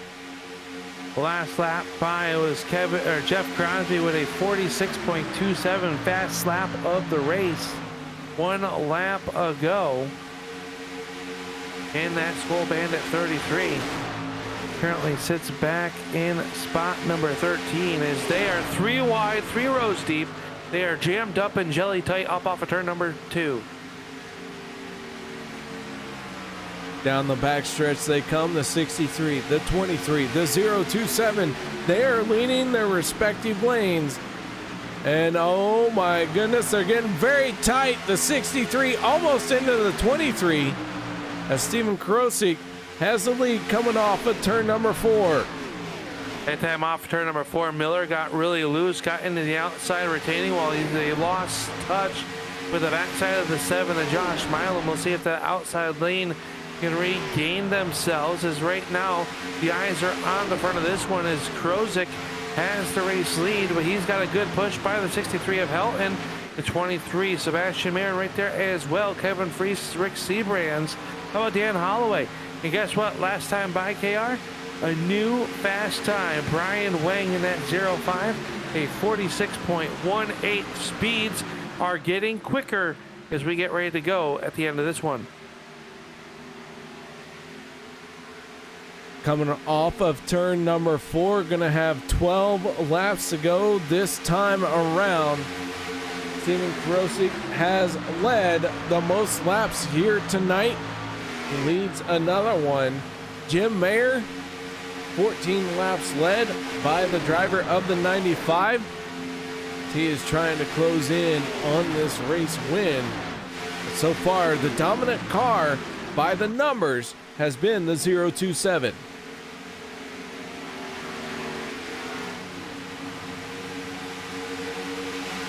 Here comes Fritz with a good push that time by Josh Milam down the backstretch. They are back to 3 wide action. We see how tight they get off turn number 4 and that outside line. I don't think you can fit a slice of paper between the quarter panel and the wall. On a big wiggle there through the triangle as well. TJ Foster wants to know, can you get a DUI driving on this? No, you can't get a government issued DUI, but you can get an iRacing DUI. I don't know. You can be booted out for intentional contact. Yes. And if you can't maintain your vehicle and they deem it intentional and someone protests you, you can go to the sin bin as they get a little bit rough coming off of turn number 4. Yeah, Tyler Miller got really tight up off turn number 4, and that made everybody go for evasive action. Somehow they make it all through it. Sebastian Marin still raced your race leader. Zach Fritz working the outside racetrack. Oh, contact between Lima and the Forest Seabrands. Rick has had a quick hand here tonight to hold on to that race car multiple times. I bet you he'll be holding a Yeti at the end of this one. He'll be holding a Yeti. Question is, what is it full of? Exactly. We go on board with the driver of the number 4. Logan Helton just ahead of him. Kevin Freese to his outside. You can see the 3 wide battle with Zach Fritz to the outside lane. And man, with 9 laps to go, everyone knows it is give and take is out the window. It's take. Yeah, you gotta take those runs when they're available to you right now. And it's tough because you get stacked up. Where do you go? Especially when everybody's 3 wide and this big pack is just becoming bigger. Each and every lap, more cars are getting sucked into this group. You see the outside lane, the 12 of Zach Fritz leading that one. You got Marin and Krosik down to the inside in the very bottom lane. Last week's winner, the 19 of Workman behind the 7 of Josh Milam. Peter DeBorgia, at one point, DeBorgia was 2 laps in down, KR. He is up here battling for the race win. Man, I'll tell you, there's never, contact. Kurosik in trouble, and this should bring out the yellow because now they are still beating and banging. No caution. We stay green. How about that? Big old chain of events, and it has shaken the field up. But now the 46 of Overstreet goes around here on the front stretch to the grass. Still no yellow flag. Single car spin won't bring out the caution. That really broke up the front of this one, though. Is now Logan Helton leads Rick Seabrands over Dan Holloway.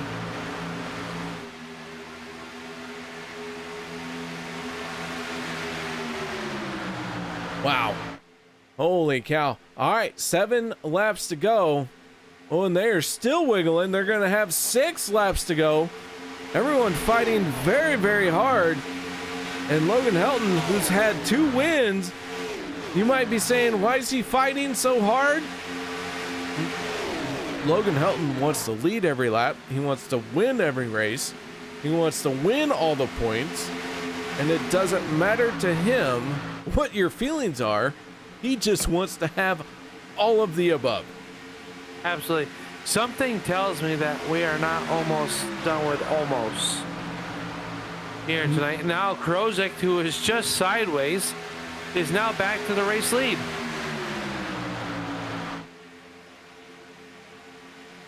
So this group finds themselves running 3 wide.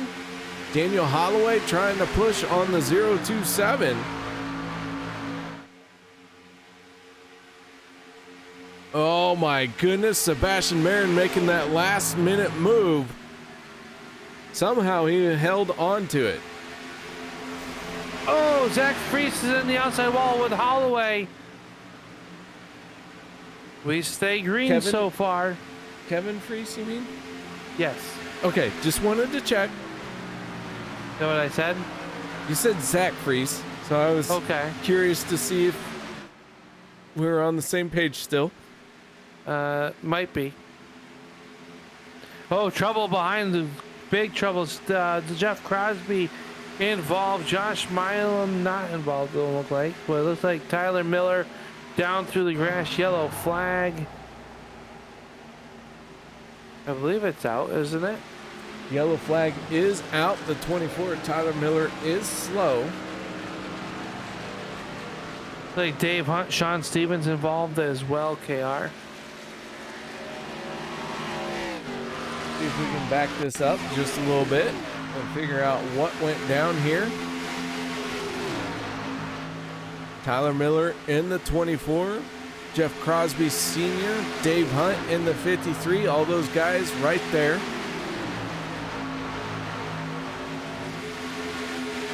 They make their way off of turn number 2.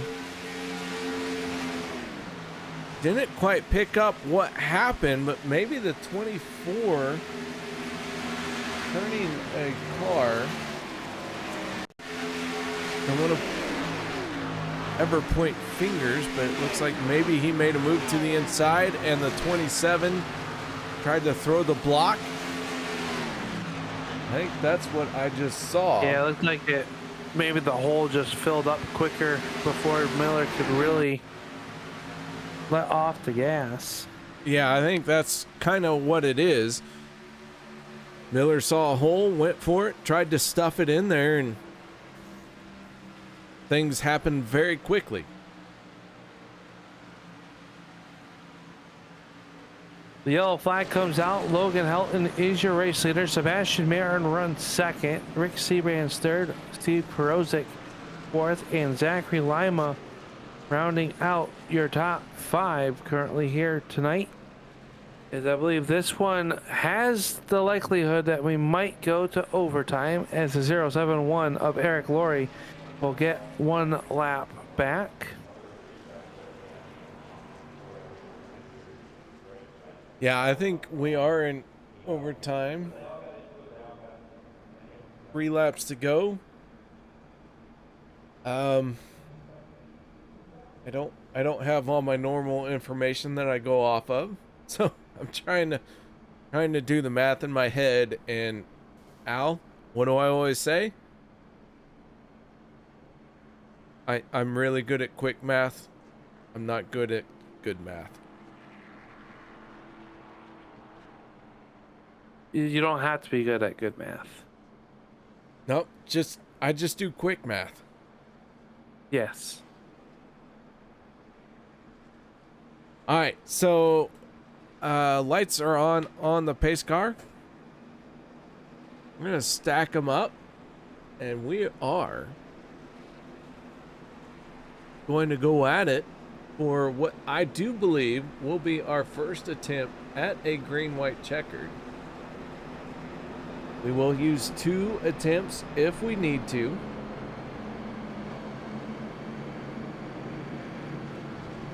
Lights are out. All they have to do is get to the white flag. Alan saying good night. Alan, have a good night. Zach's still in this one, so Alan must have to get up very early. Or he's just tired of us. I don't blame him. I'm not gonna lie. This is a rough one here tonight. And it's not because of you, Al. I'm sure me. it is. It's me. No. Yeah, it is you. You and your Ford. Absolutely. That's right. Otherwise, I'd have to blame myself, and I just can't do that. It's all right, KR. I'll still send you an invoice. Ouch. And how do I file bankruptcy? Exactly. All right, lights are out on that Ford Mustang. We are going to get back after it, the 63 and the 23. These two have been battling side by side throughout this entire race, whether it's at the front, the back, or the middle. Now it comes down to who can pull it off. Rick Sebrand's in the 4 on the inside of row number 2 for this restart. Steven Karosik, who has led the most laps here tonight, on the outside of row number 2. Pace car peeling off. It's about ready to let them loose once again. All we have to do is get to the white flag, and that will seal the deal. Here we go. The 63 jumps out ahead. The 4 trying to stay tight to that back bumper. Out there sending it off into turn number 1, and I have no idea what's going to happen next. I don't think either do these drivers. Everybody trying to get into a position where they could possibly end up a victor. Here comes the 05 of Brian Wang. Haven't really mentioned his name all night long. Started back, way back in the back of the pack here. Rides in that 5th position in that 05 right behind Rick Sebrand's. You also got the number 9 of Nathan Warren in that Supra, making his way back towards the front as well. Everybody getting into position. Oh, Sebrand's gets a little bit loose. Somehow they hold on to it. Oh, and this is going to bring out the yellow as they are spinning around. Big trouble. Jim Mayer going around as well. Tough break for him. Our stage 1 and 2 winner. Looks like the 82 of, I believe that was the 82 of Dan Harrington making contact. There's nowhere to go. Well, KR, we almost made it. Almost made it. We're going to take another shot at it. Let's look at this replay on board with the 95 of Jim Mayer down the backstretch into turns 3 and 4. They were getting ready to get the white flag, and you can see contact happening just up ahead, and Jim Mayer trying to squeeze by in that outside lane. Can't quite make it happen as he had some help getting into the wall. 77 at David Booth there as well.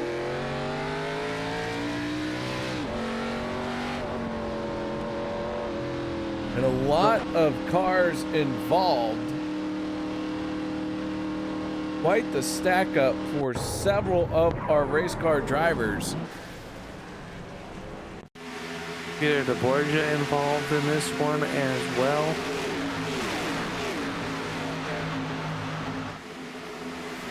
Oh, some strategy, KR. Some of our front runners coming down pit road. Must be they were going to be short on fuel. It's the only reason I would say that they come down pit road now. Wouldn't you?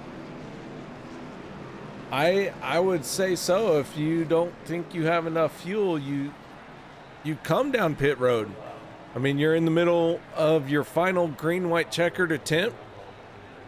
Their tires aren't going to make a difference to give up that much track position.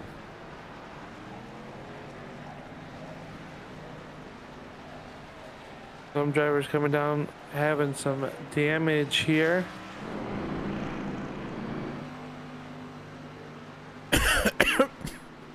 Oh, there's the bug again. Be right back. All right. Logan Helton is your race leader now. Rick Sebrand's running in spot number 2. Daniel Holloway is third. Anthony English and John Guerrera in that 59, up 32 spots from his 37th starting spot here tonight. Sean McCara runs 6th. David Overstreet 7th. Hunter Reynolds in that number 26 is 8th. Peter DeBorgia and Jeff Crosby Sr. rounding out your top 10 runners so far here this evening as we get ready to go with overtime attempt number 2. And if I am correct, I believe this is our final attempt at a green-white checkered. I'm gonna be right there with you. This is our final attempt at a green-white checkered. So the weather is changing very drastically here. I'm highly distracted, and I haven't been able to catch my breath because of the race, because of the workload, and because of the weather. This is crazy. I am not a fan of what's happening here tonight. To me. Like, I wish it was happening to Al. What's going on with the weather? The temps are dropping very quickly, and we're looking at tornado activity coming into tomorrow. Oh, well, please stay safe. Oh no, I'm from the Midwest. We stare at the tornadoes until they take us out. Yeah, I know. I feel you. Well, anyway, KR, if it does happen, just bend over, pull your pants down, and kiss your behind goodbye. Oh no. I'll slap a Turn 3 Racing Network logo into my butt, and I'll have that American flag out in the middle of the street until y'all can't see me no more. Oh Lord. Hey Al, if I die, you yes. can have my race car. Oh, I'd put it in a museum. It's not too far away from going there. Built in 1989 and still winning races and championships in 2022. Hopefully in 2023. Yep. Is there weather in your area at this moment? Not at this moment, no, but it's changing quickly. I can tell. Just like it is on the racetrack as the pace car is about to plate the hard left-hand turn. Back to the charging station you go. Logan Helton gonna jump on the gas pedal first in the Geico restart zone. Here comes the number 4 of Rick Sebrand. Looks like the 46 of Overstreet might have some issues. He's down below the yellow line, letting everybody go by. They work down here in the turn number 1, side by side up at the front. It is Helton and Sebrand. Sebrand drastically would love a win here tonight. That will solidify his chances into the top 16. Here comes the 15 of Jeff Crosby Sr., but to the outside lane with an even bigger run. Steven Karosik and the 6 of Cody Nagels. Nagels giving a good push down the back stretch. Oh, and the 21 out of shape. Oh my goodness, he held on to it somehow. Go ahead, Al. I was just going to say Karosik working the outside, looking here. They come across the stripe. The white flag is out. Final trip around the speedway. Final time around. Next flag, whether it's a caution or the checkered, that is going to do it. The 4, the 027, and the 6 leading this field into turns 1 and 2. Rick Sebrand looking for that first win of the season. has a good points buffer, but would love to seal the deal with the points win. Cody Nagels picked up the win from deep in the point standings just a few races ago. He is looking for his 2 wins this season. Steven Karosik, well, he could do what Cody Nagels did last time around. And here we go, off of turn number 4. They are all digging hard. They are all out of shape. And Cody Nagels maybe gonna come away with this one. I have no idea who won. They are still tumbling. I think Cody Nagels got the win as he was the only one. But the way they were tumbling across the line, that was hard to judge. I'm not even sure. I think the 59 of John Guerrera comes away with second place. Al? Yeah, I have no idea. There's unofficially on my scoring pylon that I have here, KR, running on the background. I have Cody Nagels picking up the win, John Guerrera second, and Hunter Reynolds rounding out your top 3. Rick Seabrands comes home 4th, and Nathan Warren rounding out the top 5. But again, all that's unofficial because of the chaos that happened here on the front stretch coming into the checker flag.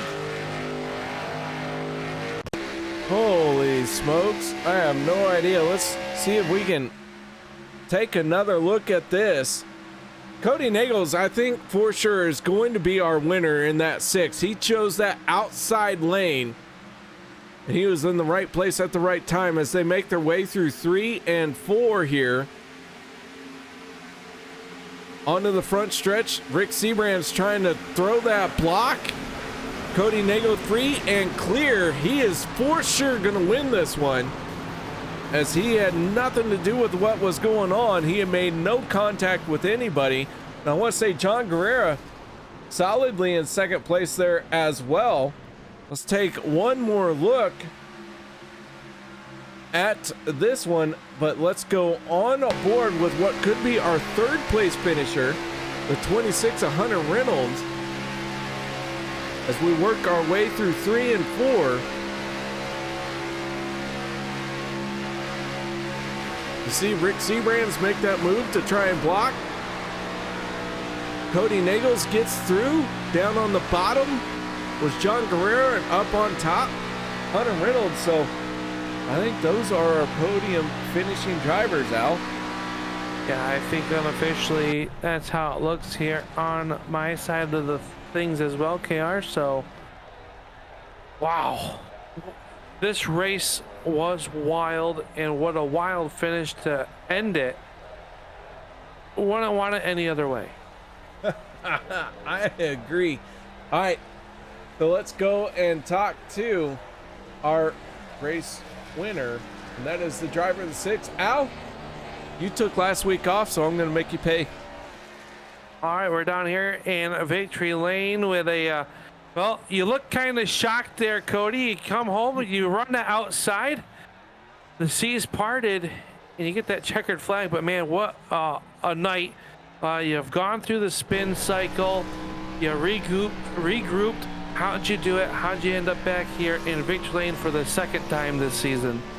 Just trying to be patient, you know. I don't know, it just, there were several times it looked like there might be a wreck, so instead of running in the pack up front like instinct wants me to run up front all the time, I just told myself I need to reset and let them fight it out. And at the end, I knew it was going to be a gamble for the guys to stay out on fuel. So I went in and pitted.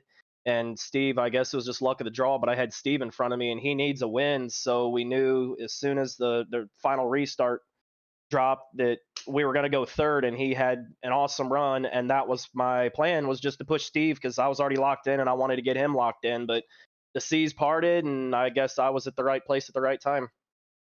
Just talk about your race. Early on, you had that contact off turn number 2, went for the spin. What was the mindset at that point? Obviously, you're locked in with the win, but points and everything matter. The wins matter. Getting yourself set up for a deep run into the playoffs. What does how did you and the team rally to get back after that spin? We just kept talking about saving because I think on the initial spin where I had a little bit of damage, it was 25 seconds. I think it was 12 and a half to the left rear, 12 and a half to the right front. So I was able to save my fast repair, and that was our team's logic with this whole race is got to save the fast repair to the end. And if I would have taken a fast repair, then I would have been killed at the end and never had a shot for the win. So I think a lot of times it's just, if you have damage, just run on that car as long as you can. And stay alive for the end. The only thing I was really thinking is the way the race was looking early. Yes, it did settle down, but I was thinking if I could just save my second car to the end of the race, I might have a shot. Again, was very lucky to be in victory lane tonight, but I'll take it because there's been several times where I wasn't so fortunate. Well, congratulations on the second win of the season. Only one more race in the regular season before the playoffs start, and it's good to have this momentum. I take it into that final race of the regular season and to the playoffs. Who makes it all possible for you in this 6 team behind the scenes? I got to thank you guys first at Turn 3 Racing Network for always doing a fantastic job on Monday nights, and I want to thank my Dale Cup teammates. Fantastic strategy. We haven't had the best races week in and week out, but I always feel like we put ourselves in a position and we're just at the mercy a lot of times of, what goes on around us. But I just have great teammates that a lot of times know where to put their car. Sometimes it works out, sometimes it don't. Well, congratulations, Cody. We hope to talk to you next week, if not sooner. Until then, keep it wheels down, buddy. Congratulations on the win here tonight. Go celebrate this one. Thanks, Al. That's Cody Nagel's your winner here tonight, KR. And I believe you're trying to catch up with our second place finisher, John Carrera. I am trying to catch up with him, but so far I have not been able to find him in our radio communications. So with that being said, I take my final look through to make sure I haven't missed him. We might just have to go straight to not this guy. Not this guy.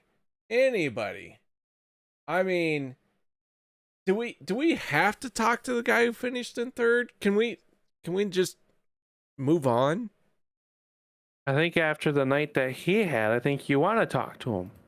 All right. Well, the 26 of Hunter Reynolds brings it home in third place. Mr. Hunter, how you doing, bud? Honestly, I'm just as surprised as you are probably. That was pretty wild. How in the heck did you get this car into third place? Did you literally full on drag it across the start finish line to make this happen? Yeah, something like that. It's pretty much just roll a dice for me at this point. I mean, all I gotta do is turn the wheel left and flip a die a couple of times and see if I can get some good numbers. But yeah, I don't know how I end up top 3 again. I mean, it's pretty cool. Yeah, we definitely wanted the win, but yeah, that was I guess people ran out of fuel there at the end. Well, I'll tell you, the crashing that went on in front of your nose off of turn number 4, and for you to end up in third place with everything that happened. Wow, I mean, you were right place, right time, but somehow this Reynolds Wrap machine finds a way to do that time and time again.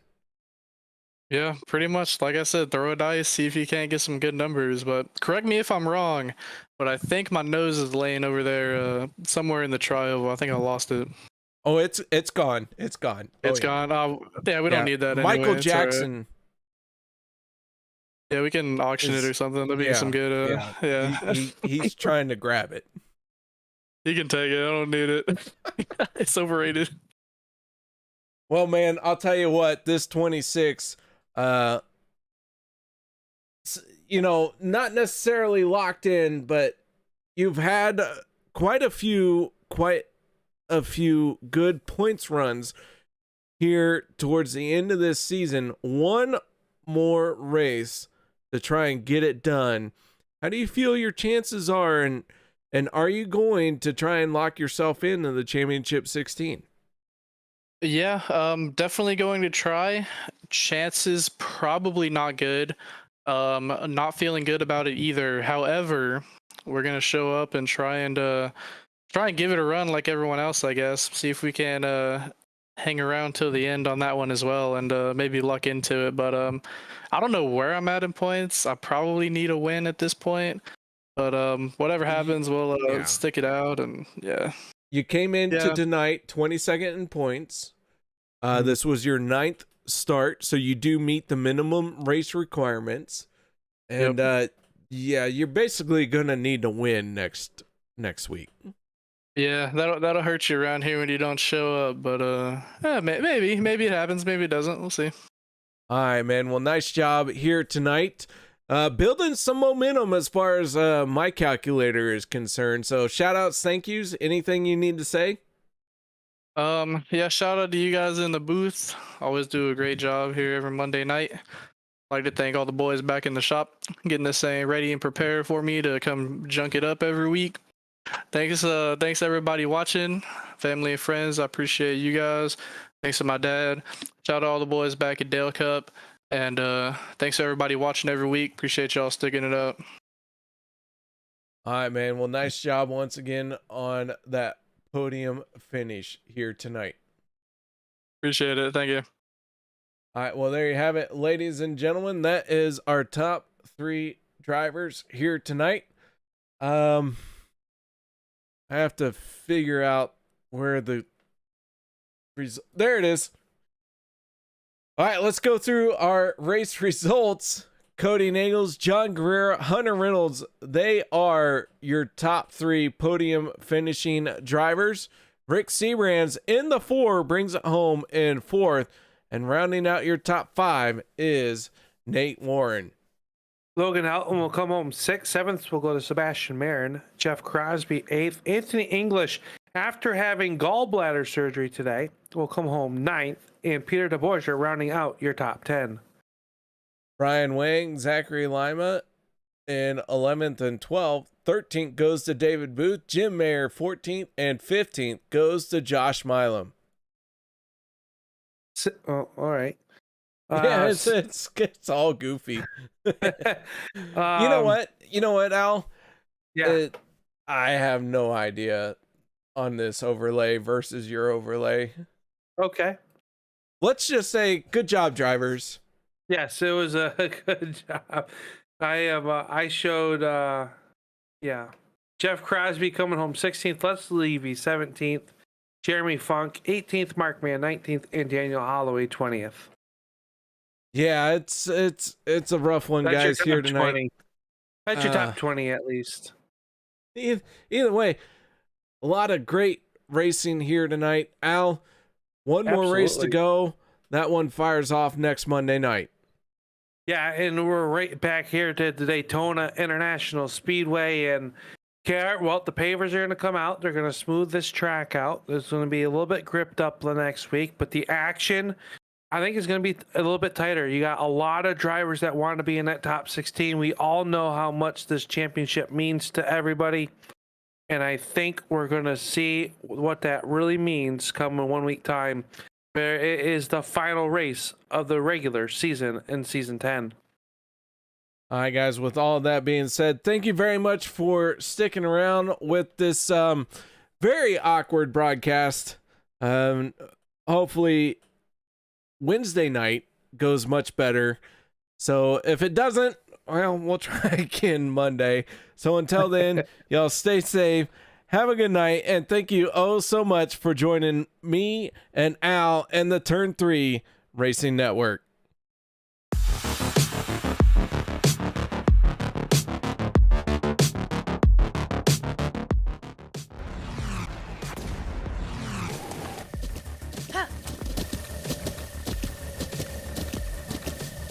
With the Butt Kicker Gamer 2, what you see and what you hear is what you feel.